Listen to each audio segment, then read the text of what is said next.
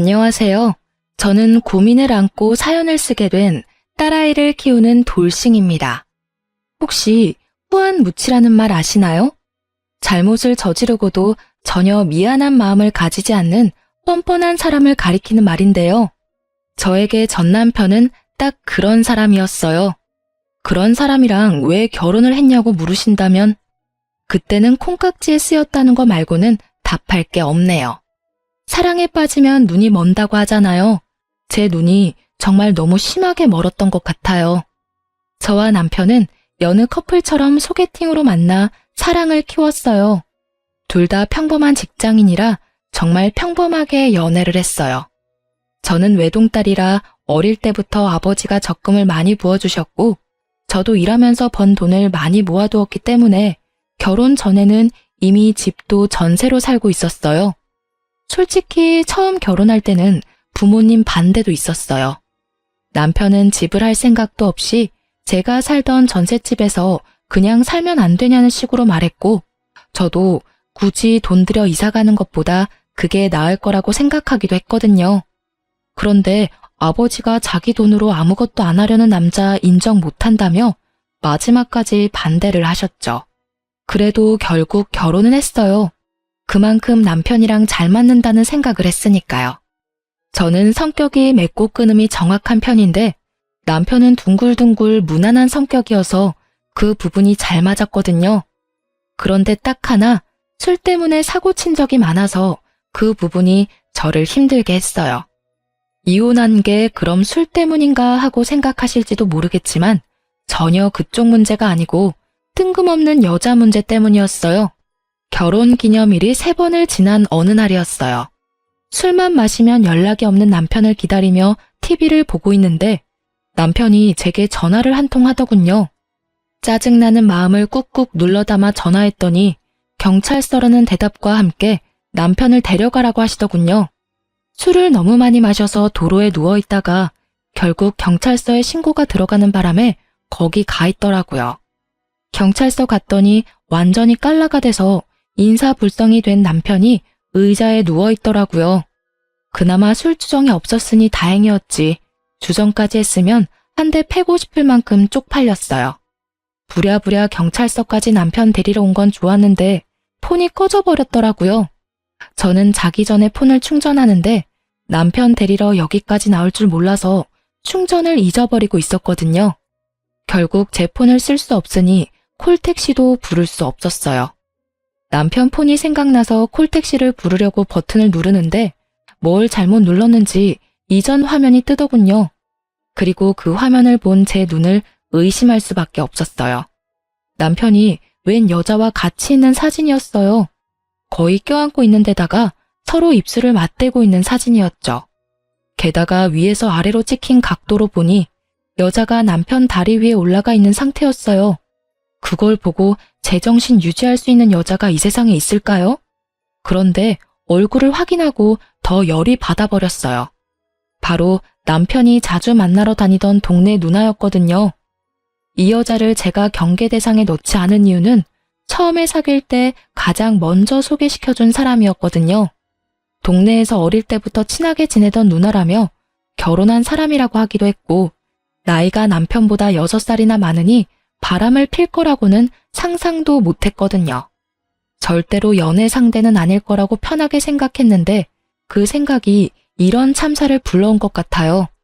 게다가 그 여자는 유부녀였고 남편도 유부남이잖아요.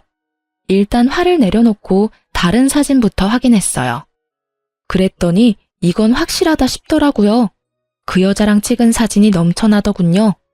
저와 남편은 서로 폰을 확인하는 행동은 한 적이 없었는데 그래서 그런지 굉장히 무방비하게 폰 안에 외도의 흔적들이 가득하더라고요. 그 흔적들을 저장하려니 제 폰은 이미 배터리가 나갔고 어쩔 수 없이 사람을 하나 불러야 했어요. 폰 번호를 알고 있는 제 사촌 오빠에게 전화했어요. 근처에 살고 있고 지금이면 운동을 할 시간이라 오기도 편할 거라고 생각하고 불렀거든요. 도대체 남편이 술을 얼마나 마셨길래 태우지도 못할 만큼 떡이 됐어? 그러게 말이야. 근데 그게 중요한 게 아니라고 지금. 잠깐 폰 들고 이리 와봐. 저는 오빠의 팔을 끌어 남편 폰 앞으로 데리고 왔어요. 그리고 남편의 외도 사진과 카톡 내역을 모두 보여주며 사진 좀 찍으라고 말했어요. 동영상도 찍으라고요. 바람 피면서 이렇게 대놓고 사진첩에 불륜녀랑 찍은 사진 올려놓은 거야? 이건 뭐 답이 없네. 사진을 보니 최소 몇 달 전에 바람 핀 것 같은데. 그래서 지금 미치고 팔짝 뛸 것 같다고. 게다가 이 여자 내가 아는 여자야. 남편 동네 아는 누나인데 어릴 때부터 친하다고 해서 별 생각 없이 놔뒀더니 이런 식으로 사람 뒤통수를 치네? 잘 생각해. 바람 피는 것도 습관이라 잘 안 고쳐진다더라. 사람마다 다르긴 하겠지만. 몰라. 이 인간 술 깨고 이야기해본 뒤에 결정하려고. 오빠, 미안한데 우리 집까지 옮겨줄 수 있어? 택시 타고 갔다가 집 안까지만 옮겨줘. 야, 바람 핀 놈 뭐가 좋아서 집까지 데려가? 그냥 근처 쓰레기 있는데 대충 던져두고 가면 되지. 쓰레기는 쓰레기장에. 몰라? 나도 그러고 싶지. 그치만 내일 아침에 눈 뜨자마자 추궁해야 하니까 놔두고 가면 안 돼. 결국은 오빠의 도움으로 저희는 집에 무사히 도착했고 남편은 오빠가 데려다 놓은 현관 입구에 놔둔 채 저는 안방에 들어가 잠을 청했어요. 그런데 잠이 안 오더라고요. 열이 받으니 쉽사리 가라앉지도 않고요. 결국은 뒤척거리며 자다 깨다를 반복하다가 새벽녘 잠자는 걸 포기하고 일어나서 TV를 틀었어요. 생각이 많아서 정리할 겸 틀어놓은 건데 그 소리에 남편이 으으하며 일어나더군요. 물 좀 갖다 줘. 술에 취해 갈라진 목소리로 말하는 남편을 보며 저는 물 대신 대뜸 사진부터 보여줬어요. 동네 친한 누나랑은 어디까지 갔어? 그게 무슨 소리야? 사진을 본 남편놈은 그제야 정신이 돌아오는지 버벅대기 시작하더군요. 눈을 껌뻑거리는 것이 이게 꿈인지 생시인지 모르는 것 같아서 다시 한마디 해줬어요. 이거 그 집 남편한테 알려도 되지? 그 말 한마디에 숙취로 쓰러져 있던 남편놈은 벌떡 일어나더니 바로 무릎을 꿇으며 고개를 떨구더라고요. 미안해. 절대로 그 집에 알리면 안 돼. 내가 다 정리할 테니까 제발 그러지 마. 절대로 그런 짓 이제 2번 다시 안 할 테니까. 절대로 하면 안 될 짓을 왜 했어? 그리고 숨기려는 노력도 하나도 안 했더라? 왜? 나한테 들키고 나하고 이혼하고 싶었던 거 아니야? 그런 거 절대 아니야. 그냥 우리 사이가 예전 같지도 않고 그러던 차에 술 마시고 한 번 일이 그렇게 됐었는데. 한 번이 아니지. 지금 내가 찾아낸 첫 사진에서 4개월이나 지났는데 넌 그럼 4개월 내내 술 마시고 실수해서 여자 만났어? 그런 말이 아니고 어쨌든 입이 10개라도 내가 할 말이 없어. 앞으로 절대 그러지 않을 거고 인연 싹 끊을 테니까 제발 한 번만 참아줘. 남편놈은 손이 발이 되도록 빌었어요. 저는 그런 남편을 보며 한숨이 푹 나왔어요. 이걸 용서해야 하나 말아야 하나 고민했지만 결국은 용서하기로 했어요. 대신 한 가지 조건을 걸었어요. 당신 입으로 시부모님께 이야기하고 우리 상황 정리해서 알려드려. 그건 내 입으로는 못하지. 부모님 아시면 완전 난리 날걸? 우리끼리 해결하면 될 일인데 왜 부모님까지. 아셔야지. 당신 아들이 남의 귀한 딸 지금 마음고생 시키고 있는데 우리 부모님한테까지 말하라고 하기 전에 알아서 해. 당신이 안 하면 내가 직접 가서 사진부터 보여줘 버릴 거니까. 결국 저의 강경한 태도에 남편은 울며 겨자 먹기로 시댁에 가서 이야기를 꺼냈어요. 그런데 시부 반응에 저는 한 번 더 어이가 없었어요. 아가, 살다 보면 남자가 실수할 때도 있는 법이다. 다음부터 그러지 않겠다는 다짐만 받아놓으면 이놈이 바보 천치가 아닌 이상 잘 알아들을 거다. 그러니 너도 이런 사소한 일에 신경 쓰지 말고 한 번만 용서해줘라. 저는 시부의 말에 점점 더 짜증이 밀려왔어요. 아니 시부가 대체 뭔데 잘못한 남편한테 면죄부를 주는 거죠? 이미 상처받고 배신당한 건 저인데 왜 시부가 용서해주고 말고를 결정하냐고요. 그렇지만 대놓고 그렇게 이야기할 수는 없으니 남편을 데리고 집으로 돌아와서 남편에게 각서를 받았어요. 자, 여기다가 각서 쓰고 지장 찍어. 각서 내용은 별거 없어. 앞으로 바람을 피지 않는다. 상간녀와 모든 연락을 끊고 깨끗하게 정리한다. 만약 이를 어길 시에 유책 배우자로서 친권, 양육권을 나에게 다 넘기고 내가 당신과 시댁에 준 모든 걸 다시 되돌려 받는다는 내용이야. 그걸 들은 남편은 알겠다며 각서를 쓰고 사인이며 지장이며 다 찍더군요. 저는 남편에게 한 가지 더 조건을 걸었어요. 월급 통장이랑 카드 내역 매달 한 번씩 확인하겠다고요. 돈을 어디다 썼는지 알면 허튼 짓 안 할 테니까요. 그렇게 가정의 평화는 지켜졌지만 뭔가 모를 찜찜함은 여전히 남아 있었어요. 그리고 이 다음 주에 저는 제가 임신 초기라는 걸 알게 됐죠. 잘 됐다고 생각했어요. 큰 산 넘었고 설마 남편이 개또라이가 아닌 이상 다시 이런 일을 벌이지는 않을 거라고 생각했거든요. 제가 상상한 미래는 비 온 뒤에 땅이 굳는 거였는데 실상은 달랐어요. 굳다 못해 쫙쫙 갈라져 버렸거든요. 남편이 각서를 쓰고 3개월이 지났을 때 저의 임신은 이제 막 안정기에 들어서게 됐어요. 남편은 제게 외도를 걸린 이후로 집에서는 쭈구리처럼 지냈어요. 당연한 일이었죠. 본인이 제게 잘못한 일이 있으니 집에서 어깨를 못 펴는 거잖아요. 그렇지만 남편이 계속 그렇게 행동할수록 그런 생각이 들었어요. 태어날 아이가 이런 아빠 모습을 보면 어떻게 생각할까 하고요. 교육적으로도 정서적으로도 좋을 것 같지는 않다는 생각으로 남편과 맛있는 것도 자주 먹으려고 하고 대화도 많이 나누려고 노력했어요. 그때의 일을 최대한 빨리 덮어버리고 싶었거든요. 그런데 남편은 떨떠름한 표정으로 제게 맞춰주고는 있었지만 크게 관심은 없는 모습이었어요. 솔직히 그 모습에 한 번 더 상처받았거든요. 외도 후에 마누라한테 잘해주려는 남편은 없을 거예요. 눈치부터 보게 되니까요. 그렇지만 제가 이 정도로 노력하면 본인도 노력을 해야 하잖아요. 이걸 어떻게 해야 할까 하던 중에 저희가 집을 옮기려고 계획하고 있었는데 적당한 집이 나와 집을 옮기려고 준비를 하고 있었어요. 지금 살고 있는 전셋집을 내놓고 아파트로 이사 가려고 했거든요.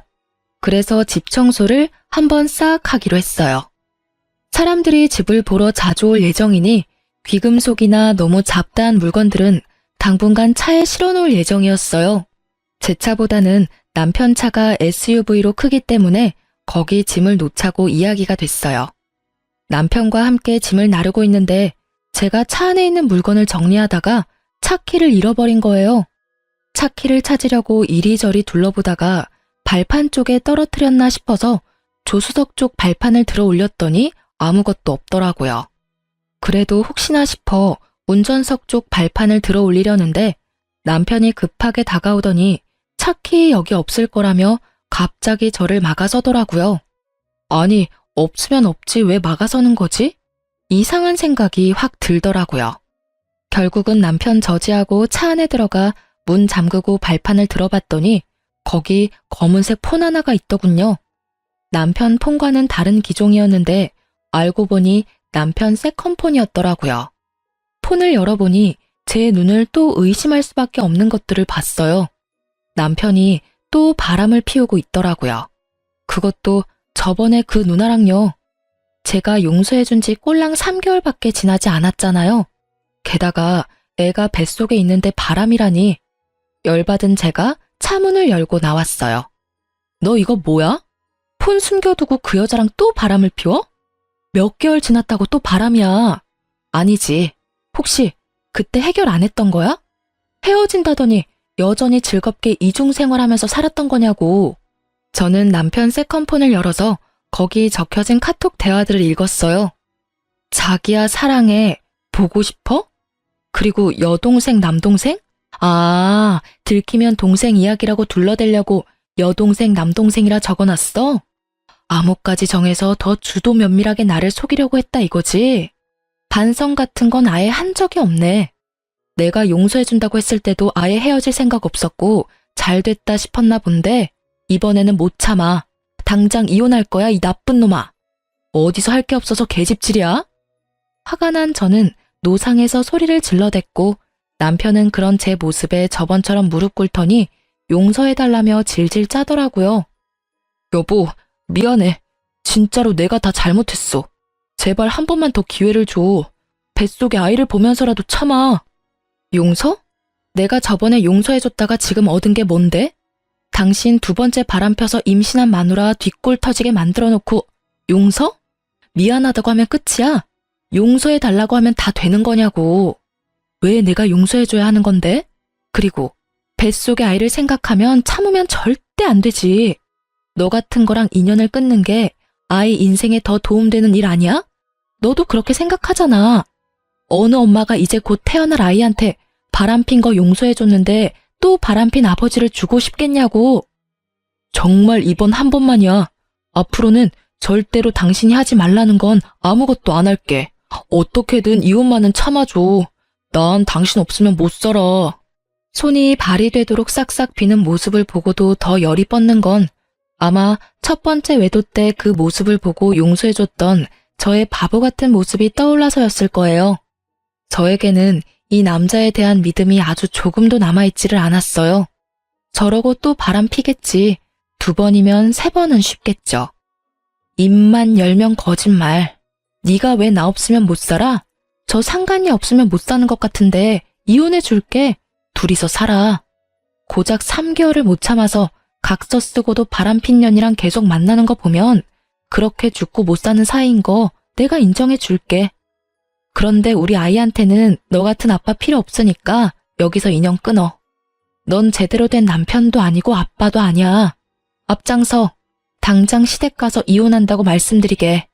열받은 저는 남편을 끌고 시댁으로 가려고 했어요. 남편이 완강하게 거부하더군요. 시댁에 알리는 게 무서웠나 봐요. 무서운 짓을 왜 했냐고 윽박 지르려다가 참았어요. 이번에야말로 시댁 가면 시부에게 당신 아들이 무슨 짓을 저질렀는지 확실하게 알려주고 싶었어요. 시부가 무슨 말로 남편을 두둔하든지 간에 코웃음 날려줄 준비도 되어 있었고요. 당장 앞장서라고. 시댁 가서 정산해. 시부모님도 그간 상황 다 알아야 우리 이혼할 때 큰 문제 없을 거 아니야? 무슨 정산? 그리고 나 이혼 안 할 거라니까? 넌 이혼 무조건 하게 되어 있어. 내가 너랑 헤어질 거라고 결심했으니까. 그리고 정산해야지. 너 첫 번째 외도 때 각서 썼잖아.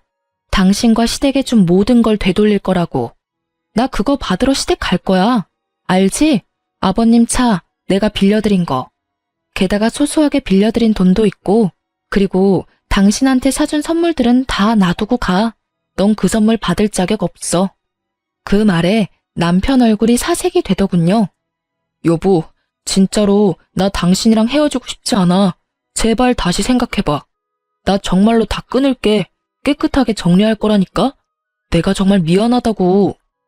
하든 말든 너 마음대로 하고, 솔직히 각서까지 썼는데도 그 여자 만난 거면 이 정도 각오는 이미 하고 있었던 거 아니야?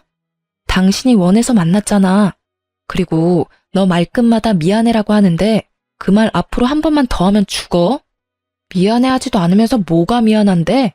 입버릇처럼 말하면서 마치 진짜 미안한 것처럼 굴고 그거에 넘어가서 내가 한 번 봐줬는데 이번에는 안 넘어가. 누굴 호구로 알고 당장 앞장서. 결국 미안한 마음 없이 미안하다며 소리만 치는 남편을 저는 시댁으로 끌고 갔습니다. 아니, 미안하다는 말은 왜 하는 건데요? 미안하다는 말을 들을 때마다 화가 치밀어 오르는 제 속도 모른 채 사과만 하면 다 끝날 거라고 생각하는 남편놈을 보니 그때 용서해준 게 그제야 후회가 되더군요. 시댁에 도착한 저는 표정이 무척 좋지 않았고 남편은 끊임없이 제 눈치를 보며 주눅들어 있었어요. 너희들 웬일로 왔어? 오늘 무슨 날이야? 어머님, 저희 이혼하려고요. 이 사람이 또 바람을 폈어요. 그것도 저번이랑 똑같은 여자하고요. 정리가 하나도 안 된 상태로 저 속이고 열심히 만나고 있던데 솔직히 더는 못 참아요. 어떻게 임신한 와이프 두고 다른 여자하고 바람이 나요?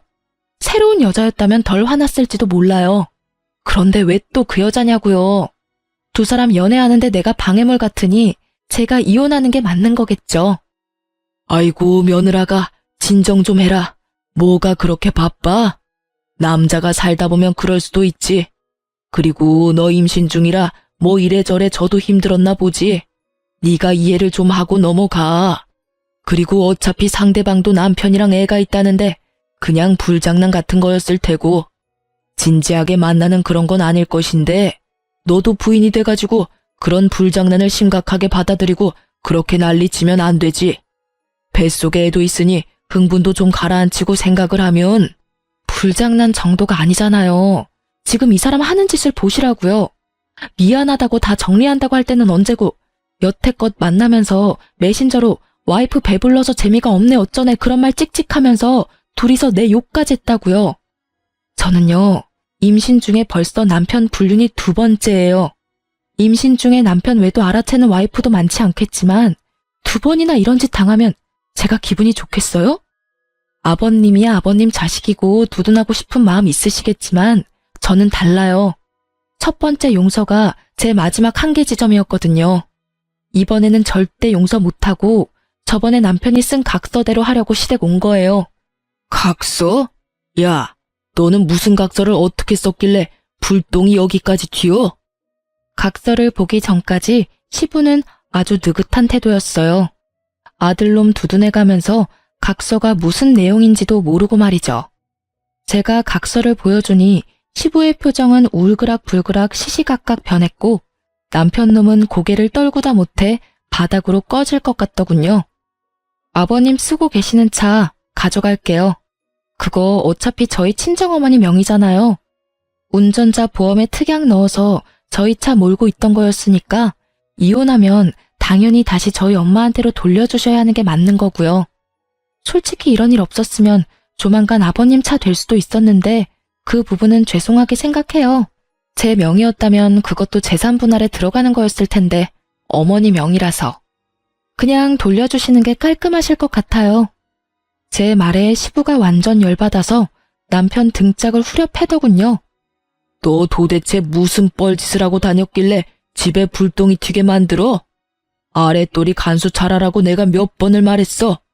저번에 너 두둔해주고 잘 넘어갔으면 네가 알아서 잘했어야 하는 거 아니냐? 너 때문에 갑자기 이게 무슨 날벼락이야? 시부는 흥분해서 남편을 향해 윽박질렀고 그런 시부를 보면서 저는 웃겼어요. 왜냐고요? 아니 처음에 남편 바람 폈을 때는 자기 차 뺏길 정도로 위급한 게 아니라서 남편 용서하라고 마음 넓은 척 굴더니 결국 자기가 차 뺏길 것 같으니 남편에게 너 잘못했다고 말하는 건 도대체 무슨 심보인지 모르겠거든요. 잘못된 건 잘못된 거고 잘한 건 잘한 거라는 심플한 게 이 집에는 없는 거예요. 잘못했다고 해놓고 여전히 잘못하는 남편이랑 잘못한 걸 크게 잘못한 게 아니니 넘어가라는 시부가 정말 똑같은 사람처럼 보였어요. 결국 남편놈은 시부에게 손이 발이 되도록 빌었고요. 그런데 왜 시부에게 비는 건지 모르겠더라고요. 빌려면 저한테 빌어야 하는 게 맞지 않았을까요? 시니컬한 표정으로 쳐다보고 있는데 시부가 저한테 급조된 미안한 표정으로 말했어요. 아가, 정말 미안하다. 내가 자식을 잘못 키웠어. 내가 그런 짓 절대로 못하게 할 테니 이번 한 번만, 딱 한 번만 더 용서해 주려무나. 이놈이 100번 1000번 잘못했지만 죽을 죄를 지은 것도 아니고 그 여자랑만 잘 떼어놓으면 너도 마음이 편할 테니까. 죄송하지만 용서할 생각이 없어요. 그런 마음도 안 들고요.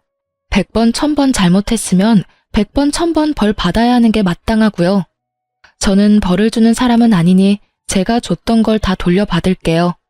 아버님한테는 차를 돌려받고 남편에게는 딱히 돌려받을 만한 것도 없으니 이혼할 때까지 우리 신혼집에서 나가줬으면 좋겠네요. 뭐? 그 집에서 나가면 난 어디서 살아? 아버지 집도 너무 멀고 직장에서는 더 멀다고.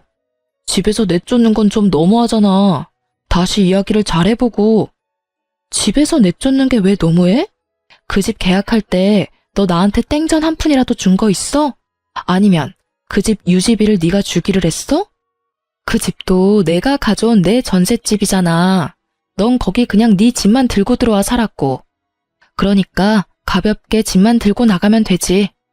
그리고 시댁 멀면 그 상간녀 집에 가서 재워달라 그래. 얼마나 좋아하겠어? 죽고 못 사는 남자친구랑 만나면 좋아하겠다. 그치?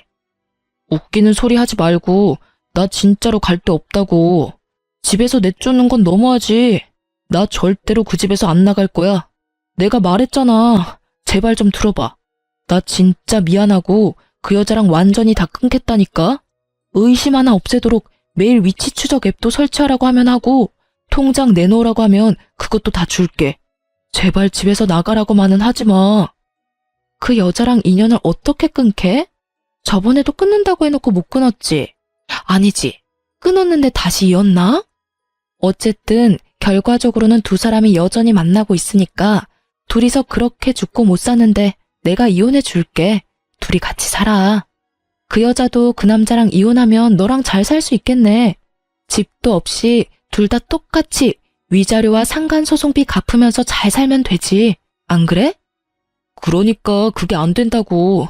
우리는 그렇게 깊은 사이가 아니야. 진짜 그냥 즐기기만 하는 사이였고 술 마시면 만나는 그런 사고 같은 거였다고. 제발 여보. 그러니까 술 마시면 만나는 사람이면 술을 안 마시면 안 만났을 거 아니야. 그럼 네가 술을 마신다는 선택을 한 것부터가 네가 반성을 안 하고 있었다는 거지. 뭐 깊고 낮고 그런 거 나는 모르겠고 그냥 이혼하고 양육권 친권 나한테 다 넘겨. 어차피 너 유책 배우자라 그거 다 못 가져가. 집도 없고 이제 빚만 남을 건데 뭐. 대신 애 양육비는 꼬박꼬박 보내. 남편은 대답도 못하고 그저 한숨만 푹푹 내쉬더라고요.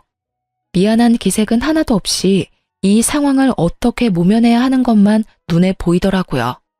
아버님도 죄송하지만 그 차 돌려주세요. 안 돌려주시면 경찰에 도난 차량 신고할 테니까 알아서 돌려주시면 좋겠네요. 서로 얼굴 붉히지 않게 하면 좋잖아요. 그렇게 말하고 저는 시댁을 나왔고 남편 짐을 모조리 챙겨 시댁으로 붙였어요. 물론 제가 선물해준 고가의 물건들은 쏙 빼놓고 보냈죠. 제가 보낸 선물이 아까운 놈이니까요. 그리고 그 길로 저는 상간녀도 만나러 갔어요. 상간녀는 초조한 표정을 하고 있더라고요. 죄악감이나 수치스러움이 아닌 초조한 표정. 어차피 저랑 그 사람 바람난 거 처음 알았을 때 상간녀 위자료 소송한 거 아니라서 이번에는 소송 못할걸요? 이게 상간녀와의 첫 대화였어요. 뭘 알고는 있는 것 같았는데 아주 어정쩡하게 알고 있더군요. 바람난 걸 인지하고 3년 정도 지나면 소송을 못 거는 거거든요. 고작 3개월은 아직 진행 중인 거나 마찬가지고 제가 용서해줬다고 하더라도 속이고 계속 바람피고 있었으니 고의적으로 부정행위를 지속했다는 점은 명확하죠. 게다가 남편이 이미 각서까지 썼거든요. 헤어진다고 해놓고는 여전히 만났잖아요. 위자료 청구할 때 당연히 체크하는 부분이거든요. 제 말에 상간녀의 몸이 오들오들 떨리더군요. 너무 가증스러웠어요. 어디서 불쌍한 척을 하는 건지. 상황으로 보면 제가 더 불쌍한 거 아닌가요? 뱃속의 애를 위해서 태교를 해도 모자랄 판에 상간녀까지 만나러 왔으니. 게다가 뻔뻔한 상간녀의 말을 들으니 더 열이 받더라고요. 이보세요. 뻔뻔하고 싶으면 뭘 좀 알고 뻔뻔하시던가. 남의 남자 데리고 열심히 놀았으면 그 책임도 같이 져야죠. 혼자 빠져나가려고 잔머리나 굴리고 있고. 어쨌든 나는 그 남자랑 이혼하기로 했으니까 만나고 싶으면 앞으로 마음껏 만나세요.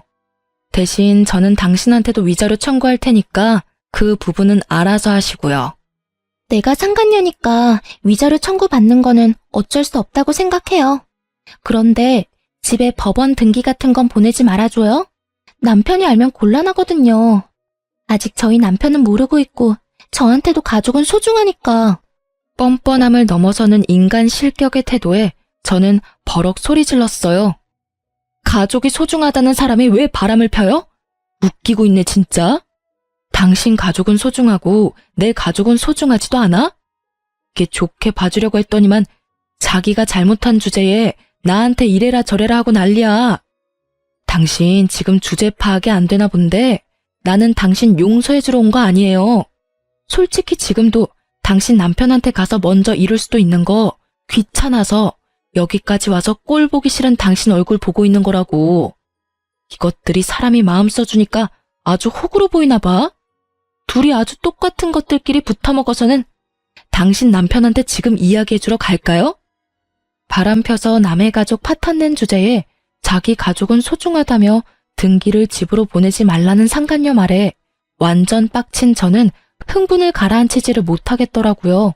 제가 열받아서 소리친 게 먹혔는지 상간녀는 아무 말도 안 하고 제 눈치만 보고 있었고요. 우편물이 어디로 갈지는 내 마음이니까 그때까지 가슴이나 졸이고 사세요. 그렇게 이야기하고 나오는데 현기증으로 머리가 핑 돌더라고요. 너무 신경을 많이 썼는지 몸이 안 좋아진 것 같더라고요. 결국은 정신력을 소모하기 싫어서 이혼 전문 변호사를 찾아가 맡기기로 했어요. 결국 이혼은 합의가 아닌 소송으로 들어가게 됐고 이혼 소송 진행하면서 상간녀 소송도 같이 진행했어요. 그리고 저는 이혼 소송 중에 딸아이를 출산했어요. 그 아이를 낳을 때 남편이 없어서 친정어머니가 들어오셨는데 그때만큼은 정말 서럽게 울었어요. 울지 않고 버티려고 그렇게 애를 썼는데 아이를 낳은 벅참과 아이를 아빠 없이 키워야 한다는 미안함이 한데 섞여서는 묘한 죄책감과 슬픔으로 눈물이 났어요. 이번 한 번뿐이다. 오는 건 지금뿐이라고 되뇌이며 딸아이를 홀로 키웠어요. 육아휴직을 쓰고도 힘이 들어 친정 도움을 받았지만 그래도 홀로 서기는 성공적이라고 할 수 있었어요. 그런데 이혼 후 몇 개월이 지났을까? 갑자기 전 남편이 딸아이가 보고 싶다며 면접 교섭권을 써서 아이를 만나러 왔더라고요. 처음에는 이 사람도 혼자 지내면서 애 얼굴 보고 싶었겠구나 하고 마음이 좀 쓰였는데 애 보러 와서는 저한테 계속 사정사정 하더라고요. 당신 혼자서 힘들지? 내가 곁에 있어주면 진짜 덜 힘들 거야. 나 애한테도 잘하고 집중할 자신 있어. 그러니까 우리 다시 만나지 않을래? 당신도 힘들잖아. 싱글맘이 얼마나 힘든데. 내가 도와줄게. 저번 일 모두 만회하고도 남을 만큼 내가 헌신적으로 할게. 갑자기 이렇게 말하길래 이놈이 진짜 정신이 나갔나 싶었어요. 갑자기 왜 다시 만나자고 해? 그 여자랑 잘 안 돼? 상간녀가 이혼 안 하려나 보네. 그럼 더 잘 된 거 아니야? 눈치 보지 말고 마음껏 여자 만나면서 살면 되지. 그 여자는 안 돼. 나 지금 당신이랑 그 여자 두 사람한테 양육비 줘야 해서 큰일 나게 생겼다고. 나는 맹세코 그 여자애가 내 애인지는 몰랐어. 그리고 피임도 확실하게 했었다고. 언제 임신이 됐는지 모르겠는데. 여기까지 듣고 나니 그럼 그렇지 하는 생각이 들더군요. 정신이 돌아올 리가 없죠. 고작 3개월 만에 바람피는 놈인데 몇 개월 됐다고 제정신이 돌아오겠어요? 점점 썩어가는 제 표정은 아랑곳하지 않고 전 남편 놈의 이야기는 계속됐어요. 들어보니 웃기지도 않더라고요. 제가 출산한 때에 상간녀도 임신 6개월 차였다고 해요. 당연히 상간녀 남편도 제 전 남편도 상간녀의 뱃속에 있는 씨가 당연히 상간녀 남편인 줄 알았다고 해요. 그래서 상간녀 남편이 상간녀를 극진히 모시면서 살았는데 제가 그때 위자료 소송도 같이 했잖아요. 그때 결국은 상간녀 집 주소로 손해배상 우편물이 가는 바람에 상간녀 남편이 알게 된 것 같더라고요. 결국 불륜 사실을 알게 된 상간녀 남편이 뱃속에 애가 누구 애냐며 난리를 친 건 어찌 보면 당연한 일이겠죠. 그런데 상간녀는 그 상황에도 대쪽같이 뱃속의 애는 자기 남편 애라며 실랑이까지 했다고 해요. 상간녀의 남편도 애가 나오기 전까지는 알 길이 없는 데다 여자가 극구 자기 아들이라고 하니 긴가민가 했대요. 그렇지만 일단 불륜은 했다는 게 확인이 되었으니 용서할 마음은 없었나 보더라고요. 결국 두 사람은 출산 전까지는 별거했다고 하더라고요. 그 얘기를 듣는데 살짝 놀랐어요. 그 여자가 무슨 생각으로 애를 낳을 생각을 했는지 모르겠어요. 어차피 확률이 반이니까 그쪽일 가능성이 있다고 생각해서 아이를 낳으려고 했던 것 같은데 결국은 나쁜 선택이었어요. 1년 채워 애를 낳고 당당하게 유전자 검사를 했는데 상간녀 남편의 아이가 아닌 제 전 남편의 아이였다고 판명난 거죠. 결국은 전 남편은 졸지에 친자식이 둘이나 생긴 거였어요. 그리고 이후 상간녀는 남편에게 이혼당하고 위자료 갚고 있고 제게 줄 상간녀 위자료도 갚아야 했으니 결국은 전 남편에게 찾아와 붙으려던 거였죠. 애가 둘이나 생겨서 좋겠네. 그냥 둘이 같이 살면서 벌면 되잖아. 근데 왜 나랑 다시 살자고 해? 좋아하는 사람이랑 같이 살아. 이제야 마음 편한 나 건드리지 말고. 그 여자 결국 이혼당하고 나한테 왔는데 애 들이밀면서 책임지라고 결혼하자고 하는 거야. 근데 생각해봐. 그 여자 이혼당하면서 유책 배우자 돼서 위자료 내야 하는데 당신이 낸 상간녀 위자료 소송도 결국에는 위자료 지급해야 하잖아. 그런 상황에서 나한테 오면 나라고 별 수 있어? 나도 그 상간남한테 위자료 소송 걸려서 돈 내야 하는데 둘이 같이 있으면 빚더미에 앉는 거 순식간이라고. 그래서 안 된다고 했는데 내 자식이라고 결혼 안 할 거면 양육비라도 내놓으라고 난리잖아. 전 남편의 말은 이상하게도 들으면 들을수록 저를 빡치게 만들었어요. 이제 상관없는 사람이라 그런 이야기에 화를 내지 않을 때도 된 것 같은데 말이죠. 결국은 딸아이를 보러 온 이유가 양육비를 한 명분이라도 덜 내기 위해서 교섭을 하러 온 거라는 걸 알게 된 저는 참지 못하고 그 자리에서 남편 싸대기를 날려버렸어요. 남들이 보든 말든 부끄러움보다는 이놈을 그냥 놔두면 안 되겠다는 생각이 더 컸거든요. 야, 이 썩을 놈아.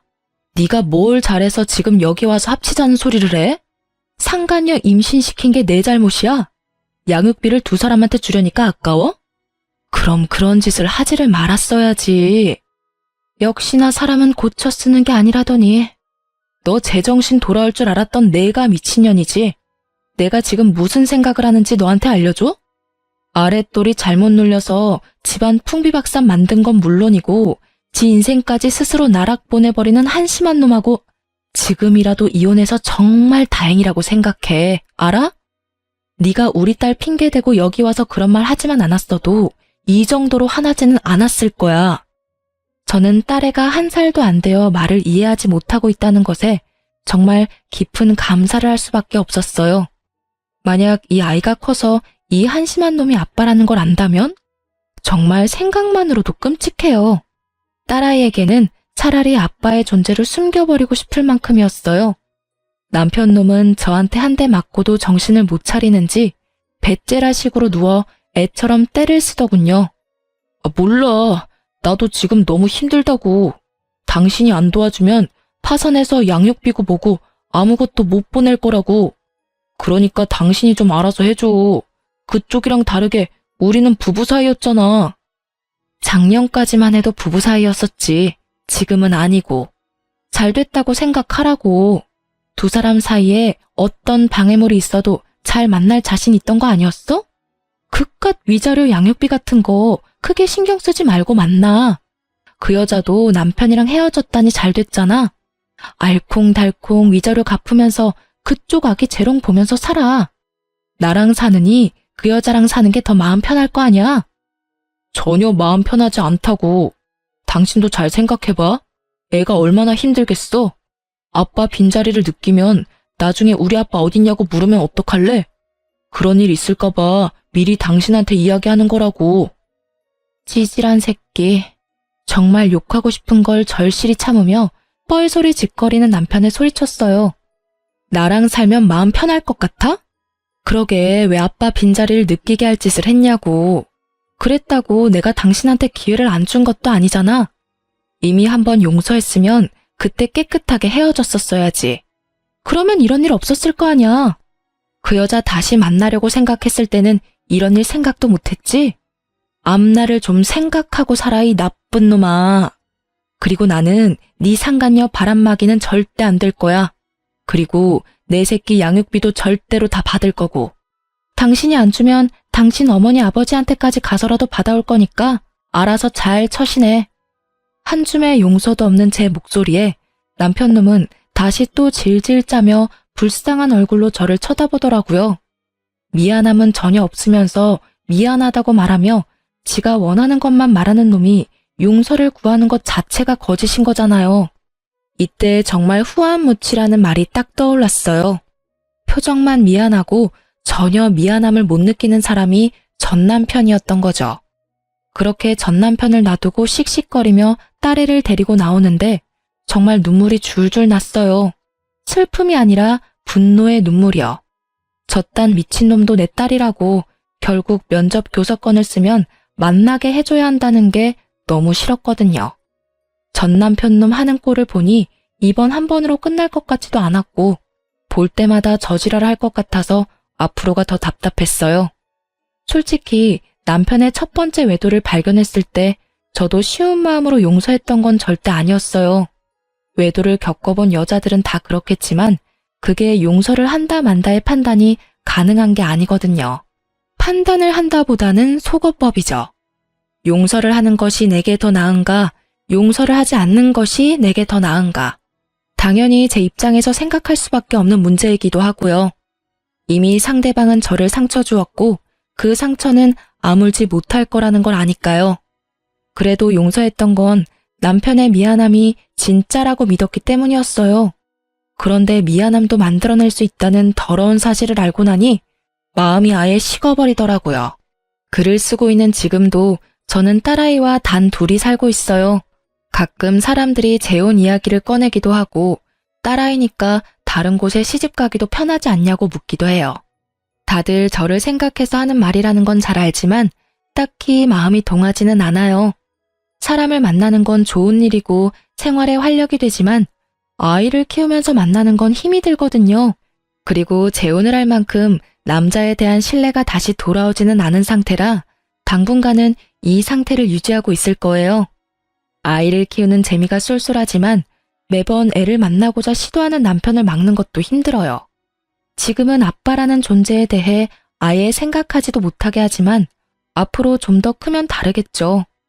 곧잘 제 말을 따라하며 놀기 좋아하는 딸애가 어린이집에 들어가서 아빠라는 단어를 알게 되고 왜 자기는 아빠랑 같이 살지 않냐고 물어보면 뭐라고 대답해야 할지 감이 오질 않거든요. 아빠가 나쁜 사람이라고 말하면 아이에게 상처가 될 것 같고 아빠가 바쁘다고 말하면 그럭저럭 넘어갈 것 같긴 하지만 언젠가는 진실을 알게 되겠죠. 혹시 나중에 아이가 좀 커서 왜 자기는 아빠가 없냐고 물어보면 이혼 사유를 솔직하게 밝히는 게 맞을까요? 아니면 이혼했다는 것만 밝히고 그 사이의 일은 어른들의 일이라고 일축시키는 것이 더 좋을까요? 글을 읽으시는 분들의 많은 조언을 부탁드립니다. 그리고 글 읽어주셔서 너무 감사해요.